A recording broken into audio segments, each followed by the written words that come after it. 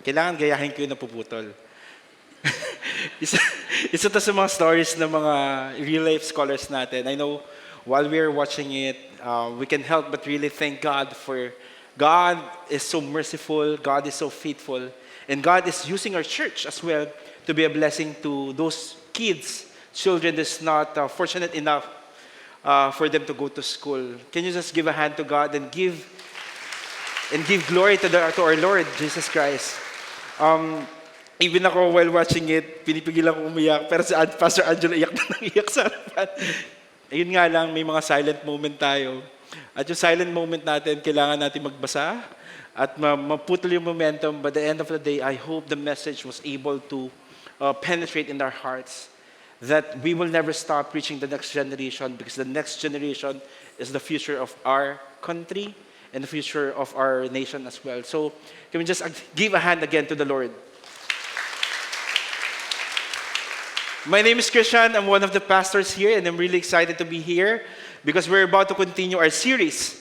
Alam ko po na for the past how many weeks, ang ganda po ng pinag-uusapan natin. It's all about the great white throne. The very reason why we're talking about this matter is because isa to sa pinakaayaw natin pag-usapan, the book of Revelation. And at the same time, most of the time when we talk about Revelation, it can create fear in all of us, most especially in our current situation. Imagine mo, sunod-sunod yung lindol, sunod-sunod yung mga prediction about the Philippines. But at the end of the day, it's very important for us to understand the promise of the Lord. That's why we need to make sure and we have to at least understand na babalik talaga si Lord. Babalik talaga si Jesus. Sabihin mo sa katabi mo, babalik si Jesus. Hindi lang natin talaga alam kung kailan. But more than that, we want to, at least as a believers, we want to gain biblical and Christ-centered understanding about end times.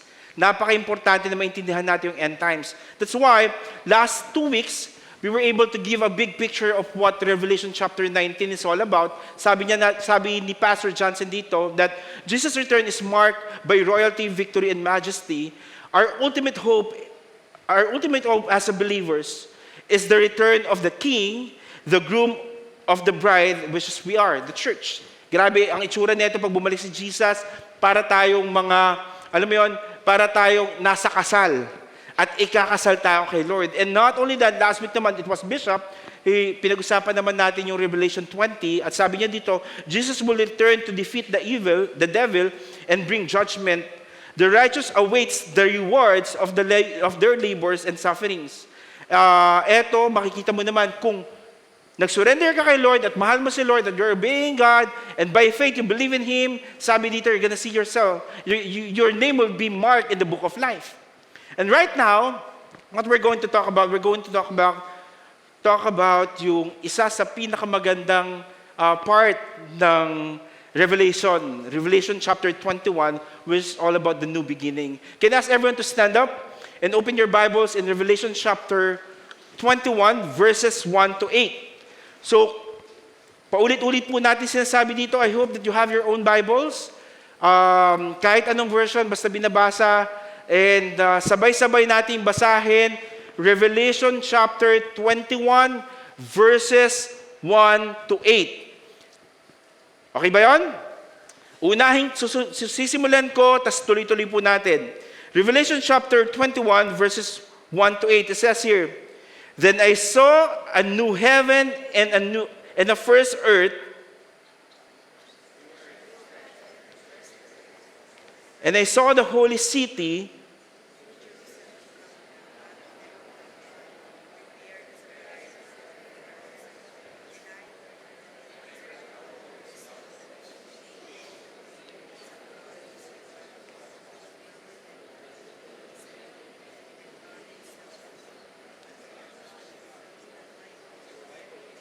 He will wipe away every tear from their eyes, and death shall be no more.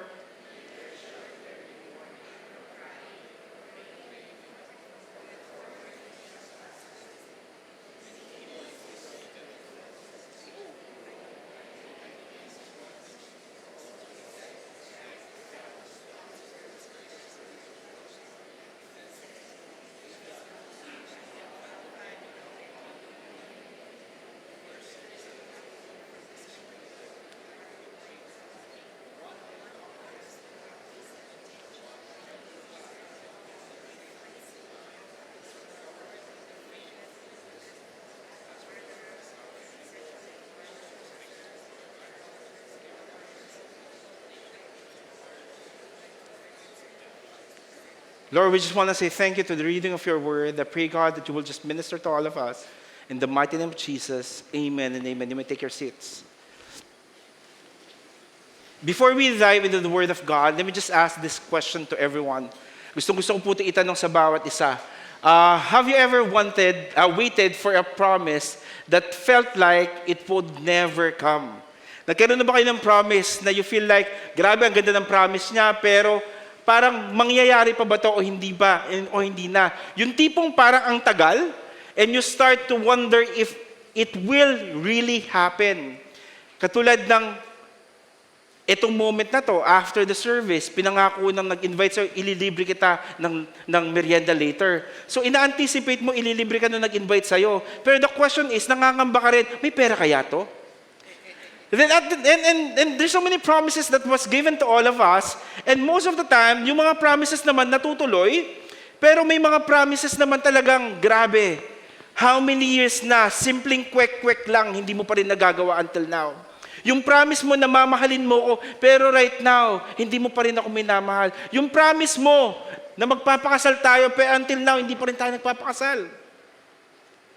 But in reality, if we're gonna try to look at it, we need to understand that we live in a world full of broken promises. Full of broken promises in terms of people, mga taong nangako, mga taong alam natin may human weaknesses, alam natin na selfish, alam natin na inconsistent, alam natin na lack of integrity sometimes. And not only that in terms of the system, we know that as of now, matindi ang corrupt leadership na nakikita natin ngayon, may injustice, pero hirap na hirap tayo maniwala sa mga promises. And not only that in terms of our culture, sometimes yung culture natin inconvenience na. To the point na normalize na yung dishonesty. Not only in terms of culture, but also in circumstances. Circumstances wherein we feel like may crisis, lack of resources, unexpected changes, and overcommitment ng mga tao. And hindi lang po yan, even in terms of our emotion. Alam mo yun, lalo na yung, ayoko naman wag na nga lang, baka mayari ako eh. Alam mo yun, kapag may mga times na hindi mo maintindihan yung emotion mo, kanina ang saya-saya mo, tapos, nung nakita mo siya, sobrang sumaya ka ulit. Tapos, nung nawala siya, lungkot-lungkot mo na. Yung mga ganon, inconsistent yung feeling mo, may fear ka, nagkakaroon ka ng offense, nagkakaroon ka alam mo yun, nagiging roller coaster yung emotion mo. And not only that, in terms of spiritual condition. Spiritual condition because of our sin nature. And not only sin of nature, there's brokenness in all of us. Because we really live in a world full of brokenness. But I really want you to understand that Revelation chapter 21, God gives a promise that will never fail. Ito po yung gusto ko. Ito yung sobrang excited ako. Kasi si Lord, hindi na-fulfill yung promises niya. Yung promises niya, unang-una, a promise that will change everything. It is not just a promise of temporary relief, but rather a promise of eternal renewal. At hindi lang yun, the end of the story that brings new beginning. Imagine, yung dulo ng istorya is a new beginning for all of us. Kaya napakaganda lang mag-dwell in Revelation chapter 21 because this is John.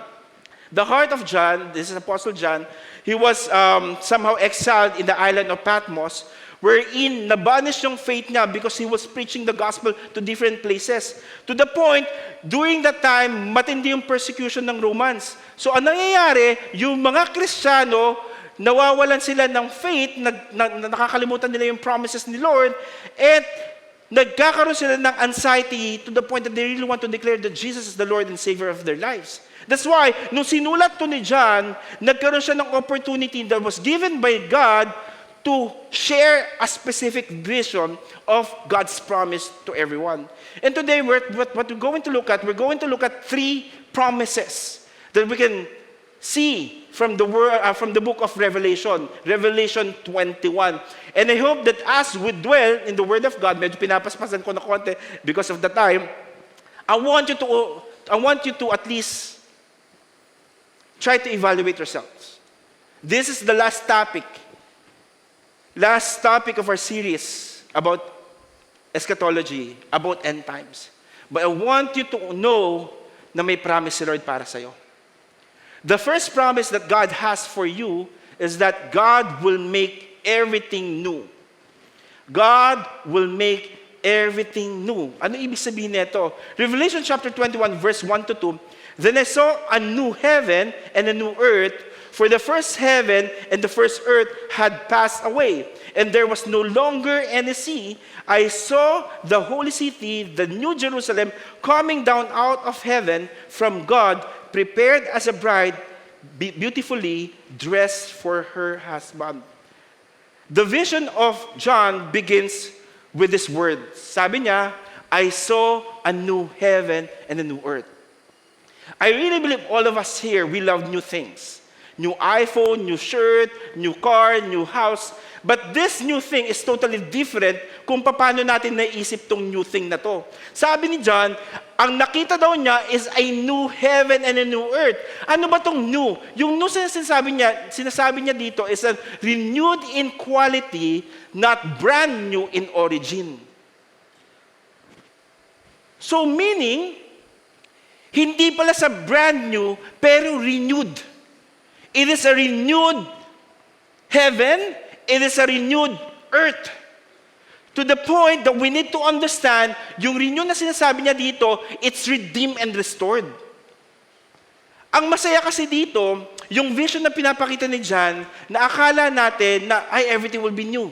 No. Ang gagawin ni Lord, i-restore niya lahat, i-redeem niya lahat. In the same origin. Sabi niya, for the first heaven and the first earth had passed away, and there was no longer any sea. I saw the holy city, the new Jerusalem, coming down out of heaven from God, prepares as a bride, beautifully dressed from her husband.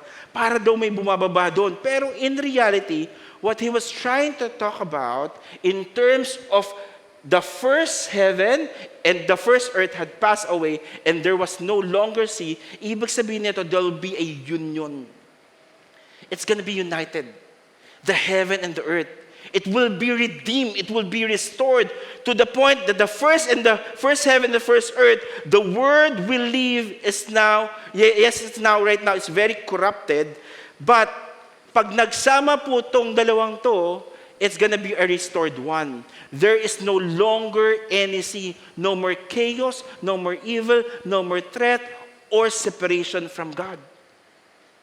Ito yung sinasabi ni John, na ang promise ni Lord, everything will new in the same origin, but it will be redeemed and restored.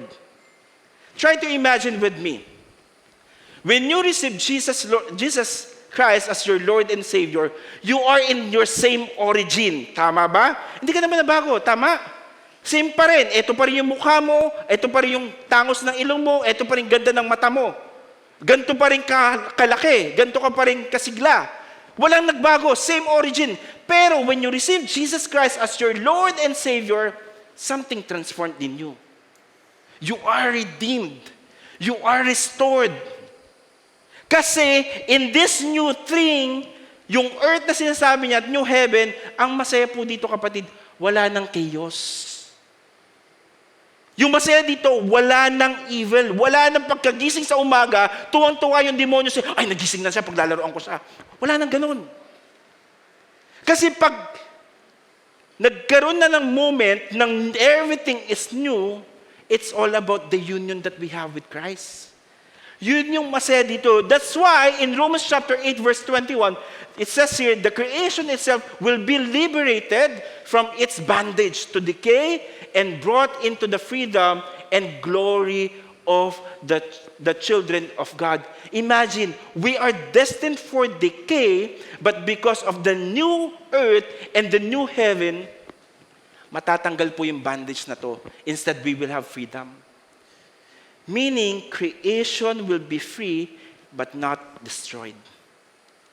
And not only that, In 2 Peter chapter 3, verse 13, but in keeping with his promise, we are looking forward to a new heaven, a new earth, where righteousness dwell. So lahat daw ng mga Kristiyano should at least hold on to that promise and look forward to that new heaven and earth. Ano ba itong new heaven and earth? God will cleanse the word, not to erase it, but to purify it. Ito yung masaya dito. Ipupurify ni Lord lahat. Lahat ng impurities, lahat ng hindi maayos, lahat ng hindi maganda, tatanggalin ni Lord. Lahat ng chaos, lahat ng injustice, lahat ng corruption, tatanggalin ni Lord lahat yun. Lahat ng sakit sa ulo mo, tatanggalin lahat ni Lord yun. Lahat, pero hindi tatanggalin ni Lord yung boss mo, okay? Tatanggalin lang ni Lord talaga yung mga mangyayari. Depende sa boss mo kung i-accept si Lord as Jesus as your Lord and Savior. And not only that, in Isaiah chapter 65, verse 17, see, I will create new heavens and a new earth. The former things will not be remembered. Grabe. Yung dati daw na former things will not be remembered, nor they will come to mind. Magbabago lahat. Nung niloko ka, makakalimutan mo yun. Makaka-move on ka this time. Because God's restoration plan has always been His promise. Kung titignan natin, sabi niya, it will be purification. I can't help but to give you this illustration. You know what? Yung gold purification kasi, di ba pag nagmimina sila, nakakakuha sila gold ore. Sa gold ore na yon, meaning hindi pa pure na todo, may mga nakadikit pa mga particles yon. So what they normally do, in order for them to get the 99.9% purity of the oil, ilalagay nila to ititreat nila sa high fire. Yung iba crucible, in order for them yung mga elements at materials na hindi gold, aangat yon o kaya matutunaw yon o kaya maburn yon. Ang matitira, yung tinatawag natin pure gold or pure gold ingot. So meaning, ito yung mangyayari. Ang mangyayari, mareremain yung pure. Matatanggal talaga lahat ng impurities. Kung titingnan natin, yung buhay natin punong-puno ng impurities. Pero because there's a new heaven and earth, gagawin ni God, He will purify everything that is not pleasing in His eyes. To the point, what we will remain is the one that is pure. You will be in union with God. That's why I want you to understand that God promised a new heaven and a new earth, not another version, but a renewed creation filled with His glory and free from sin. That's His first promise. The second promise that I really want you to understand, God will dwell with His people forever. God will dwell with His people forever. Revelation chapter 21, verses 3 to 4, it says here, and I heard a loud voice from the throne saying, behold, the dwelling place of God is with man. He will dwell with them, and they will be His people, and God Himself will be with them as their God. He will wipe away every tear from their eyes, and death shall be no more. Neither shall there be mourning, nor crying, nor pain anymore, for the former things have passed away. Now, this time, I want you to look at the heart of John. Heart ni John dito is to really encourage the believers. Why? Because they were really experiencing sufferings. They were really persecuted and they were so tired because nga, antindi ng persecution, they are really tempted to give up. But this time, what he really wanted is for them to understand that the story doesn't end dun sa persecution. Sabi niya dito, in the long run, in His story, I want you to know that there will be dwelling. Ano tong dwelling? Dwelling place. Dwelling place means tabernacle. Yung tabernacle na to is the same message that was shared in Exodus chapter 25 verse 8. And let them make a sanctuary that I may dwell in their midst. Ibig sabihin nito, yung time ng Exodus, gumawa po sila ng tent. Yung tent na yon, nandun yung presensya ng Panginoon. Pero this time, His promise, everything, as the new heaven and earth, ang mangyayari, there will be a dwelling place. As in lahat. Not only in a specific area, but a dwelling place in the new heaven and earth. So in new heaven and earth, yung new heaven and earth, it will be a sanctuary, means a holy place, set apart for the Lord only, and not just set apart for the Lord only, it will really dwell in a way, it will live, it will settle, and it will rest.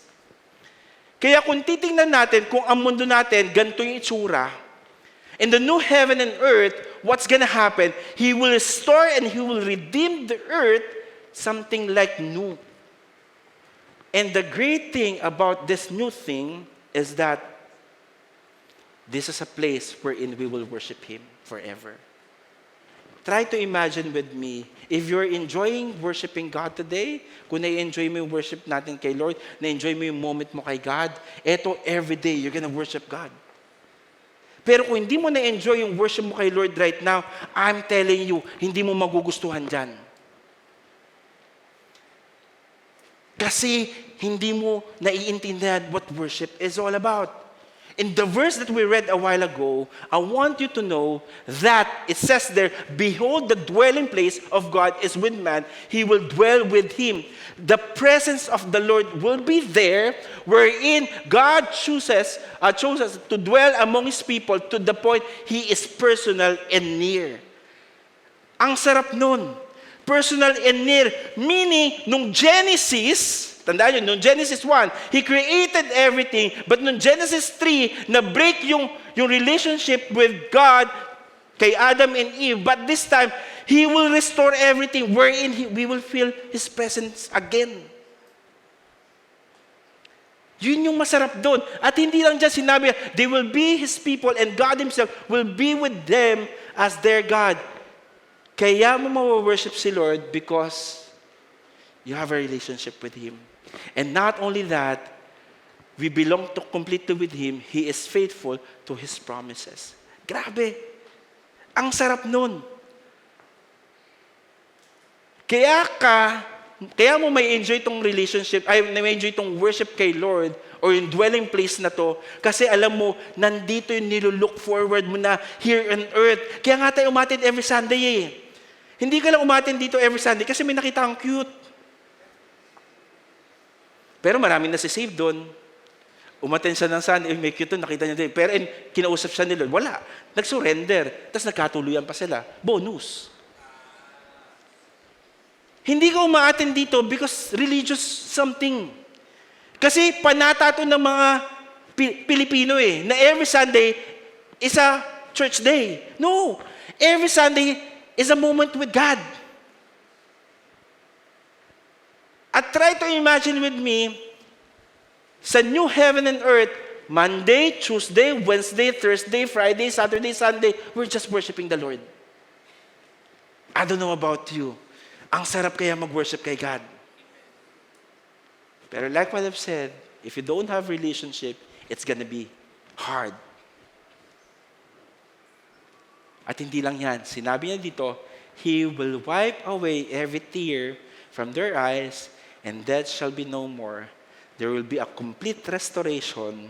He will remove pain, death, and sorrow. He is compassionate and powerful.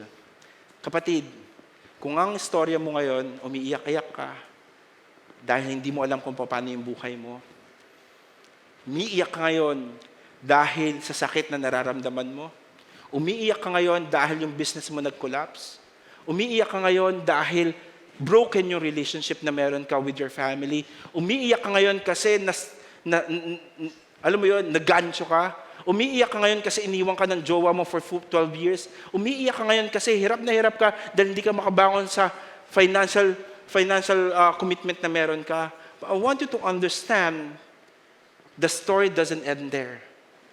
Because once na dumating si Jesus, He promised, lahat ng iniyak mo, lahat ng mga niluha mo at mga moment mo na hindi mo maintindihan, sabi ni Lord, walang ganun sa new heaven and earth.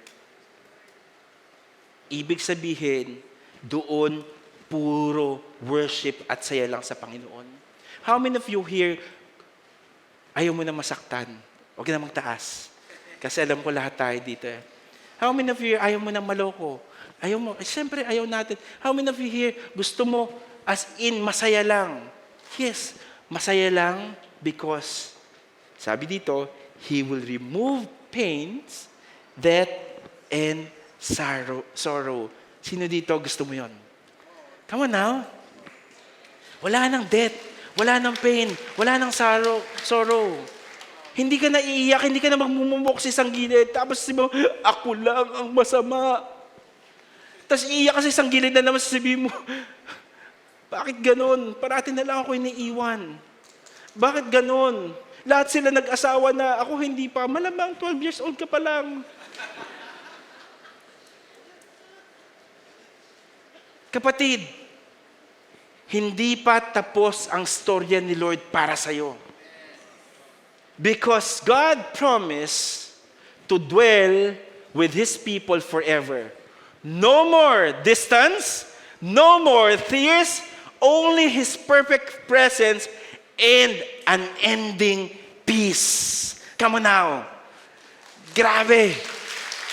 Super sarap nun. Perfect presence and unending peace. Saan ka makakakuha sa Mercury drug yan? Wala kang mabibiling peace eh. Pabili nga po ng isang capsule ng peace. Walang ganun. The only way in order for you to experience peace, once you have a relationship with the Lord. And finally, God will fulfill every promise He made. I really like this one. Sabi niya dito, in Revelation chapter 21, 5-7, and He who was seated on the throne said, behold, I am making all things new. Babaguhin niya lahat. And He said, write this down, for these words are trustworthy and true. And He said to me, it is done. I am the Alpha and the Omega, the beginning and the end. To the thirsty, I will give from the spring of the water of life without payment. The one who conquers will have this heritage, and I will be his God, and he will be my son. John writes, a shepherd's heart to the believers. Shepherd's heart because these people are very weary. These people they experience persecution, and they in the moment of waiting of the promises of the Lord. But this time, sabi ni John, gusto kong panghawakan ninyo yung hope na meron ako. Yung hope na nakita ko sa vision ko. At yung hope na yon, na dapat nyong isulat, sabi niya, it is done. Tapos na kapatid. Tapos na ang istorya. Nasulat na niya. It is done, ibig sabihin, it has come to pass, means God's plan of redemption is now fully accomplished. From Genesis until Revelation, everything he spoke from that is now complete. He began in creation at pinperfect niya yung new creation. Grabe yung new creation na to. Pag sinabi niyang it is done, marirealize na natin na tapos na yung mga prophecy in the past at tapos na yung mga longing natin about God's presence because na-reach na yung goal to the point that we will dwell in His presence. Kaya kung titignan mo yung Revelation, from Genesis to Revelation, ang ganda ng creation ni Lord. Pero this time, sinabi niya, a new heaven and earth, at the good thing about it, lahat tayo na believers, let me say that word again, na believers, will really dwell and experience His full promise. No more waiting, no more delays, because the new heaven and earth will be a reality for those who believes. At alam niyo po ba ang masaya dito? In Revelation chapter 21 verse 6, when He said, "It is done, I am the Alpha and the Omega," it means that God never leaves His work unfinished. That's why yung redemption at restoration finds its completion. Tinapos na niya. Kaya ang sarap basahin ng book. Kaya ang sarap basahin ng Bible. At ang masaya dito, when Jesus said, "It is finished," in John chapter 19:30, ang ibig sabihin po dito, it began at the cross. Nagsimula sa cross at mag-i-end siya to a new creation. The heart of John is that we need to understand from the cross to the throne, God's plan is whole already. Buong-buo na. Meaning, the cross secured salvation, the new creation completes restoration. Pinanalo tayo ni Lord when He said, "It is finished," tetelestai, then God said, "It is done," because we will be in His dwelling place. Sa lahat na nag-receive kay Lord at Jesus as Lord and Savior, lahat tayo pagdating ng second coming, ang gagawin lang natin, i-enjoy natin yung sinabi ni Lord, "It is done." Kapatid, it is done. It is done, meaning God's promise is complete and all is perfectly satisfied in Him. Tapos na ang laban. Pero, titingnan natin ang ganda ng promises ni Lord. God will make everything new. God will dwell with His people forever. And definitely, God will fulfill every promise He made. This is the promise of the Lord.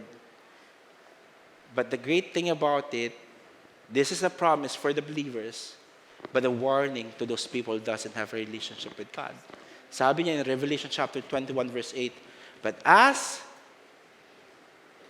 basahin niyo na lang, try to evaluate yourselves." Dito ko na lang yung babasahin. "Their portion will be in the lake that burns with fire and sulfur, which is the second death." This is the warning.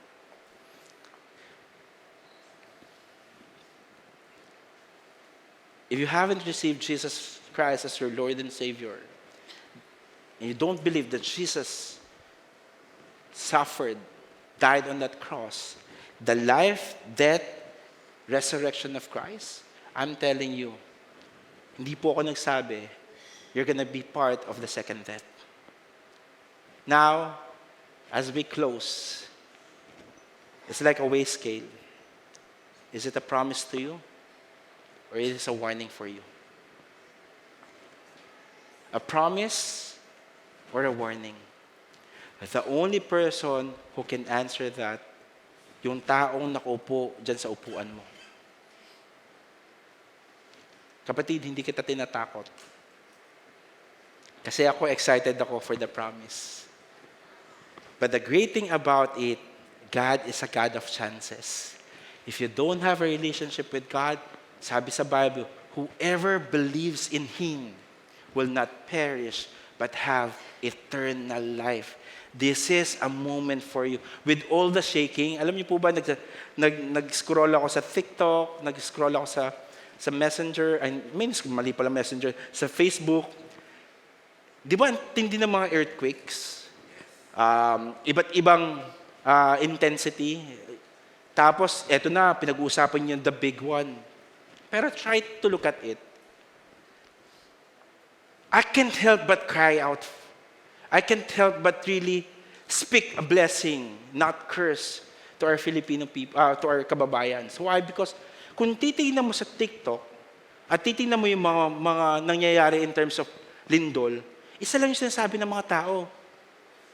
Lord, Lord, praise the Lord, praise the Lord, pray. Lord, Lord, Lord, save us, Lord, Lord, Lord. Lahat, Lord. Lahat tumatawag kay Lord. Lord, save us, Lord, pahinto, Lord, Lord, Lord, Lord, Lord, Lord, Lord, Lord. Why? Because they feel like that's the final moment. Lahat, tingnan nyo. Lahat ng nandun, sinasabi, Lord, Lord, Jesus, Jesus, Jesus. In Jesus' name, in Jesus' name. Lahat, sabon nakakapit, in Jesus' name, in Jesus' name, in Jesus' name. Lahat ganun. Why? Because they feel like they're at the edge of everything. And the only solution is Jesus Himself. The question is, why can't you enjoy the relationship that you have right now with Jesus? Bakit mo kailangan intayin yung moment na 50-50 ka na, saka ka lang tatawag kay Lord? Is it a promise or it is a warning? Yes, nakakatakot because pwedeng mangyari. Hindi mo alam kung madaganan ka ng chok dito. Chok lang pala. No? Hindi pala masakit yun. Madaganan ka ng something sa ulo mo tapos mabiyak yung ulo mo. Hindi mo na alam mangyayari sa'yo. Pero the question is, pag nawala ka sa mundo, marireceive mo ba yung promise o marireceive mo yung warning? Kapatid, we don't know kung kailan ang second coming. Pero alam natin kung ano status natin sa relationship natin kay Lord. Promise or warning. Remember, God promises eternal renewal for the faithful, for those people who receive Jesus Christ as their Lord and Savior. But warns eternal ruins of the faithless. Hindi pa tapos ang laban. Hindi pa tapos ang storya. My prayer is na hindi lang tatawag tayo kay Lord because nanganganib ang buhay natin. Tumatawag tayo kay Lord kasi may relationship tayo sa Kanya.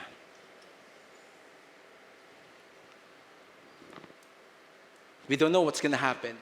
With all the things that's happening left and right, politics, corruption, natural calamities, earthquake, baha, storm, so many things.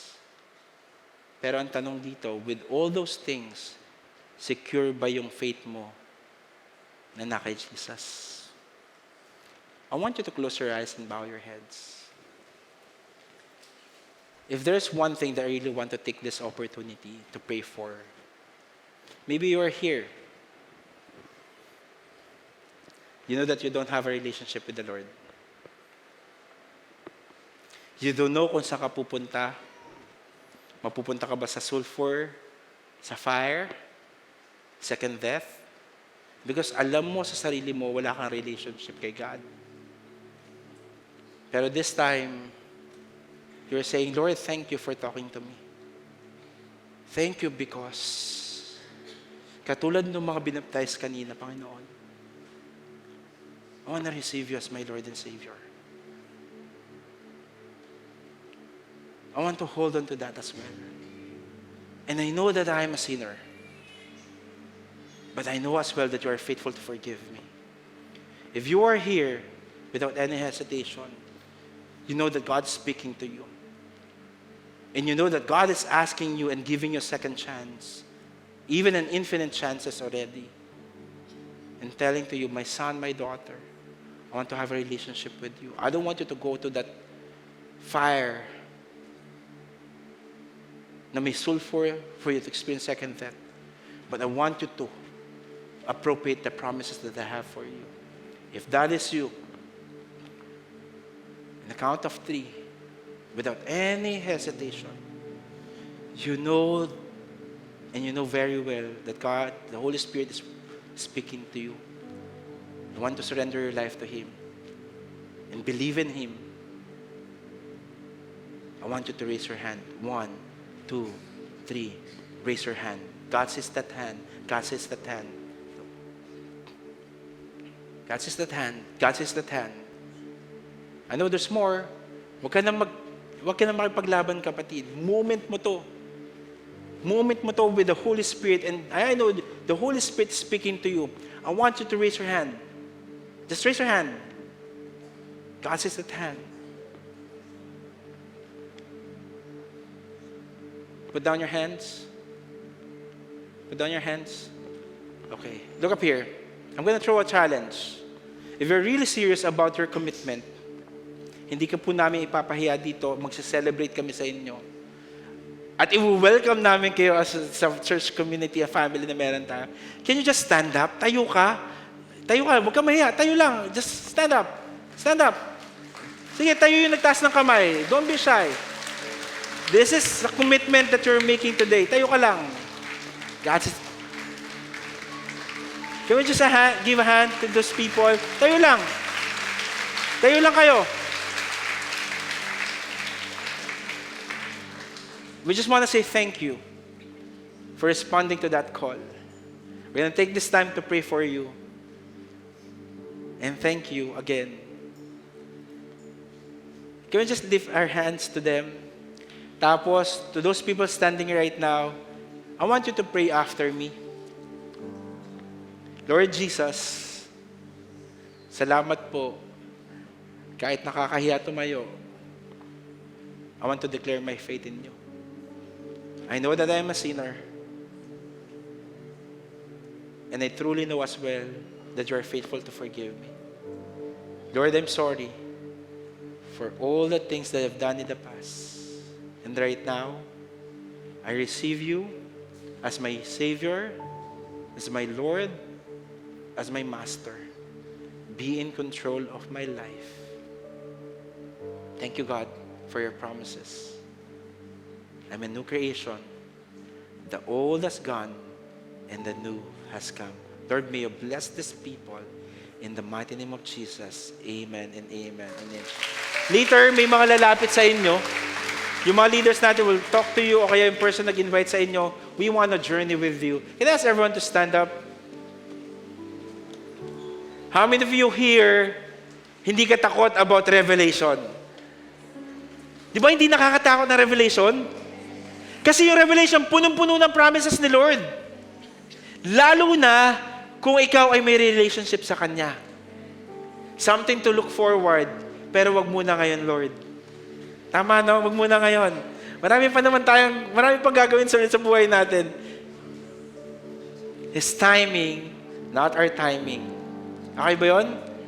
Can we just lift our hands to the Lord? Father, we just want to say thank you for speaking to all of us. Lord, salamat po kasi binibigyan nyo ng linaw kung gaano kami kamahal, Panginoon. Even at the end of the story, hindi natatapos ang mga promises mo para sa amin, Panginoon.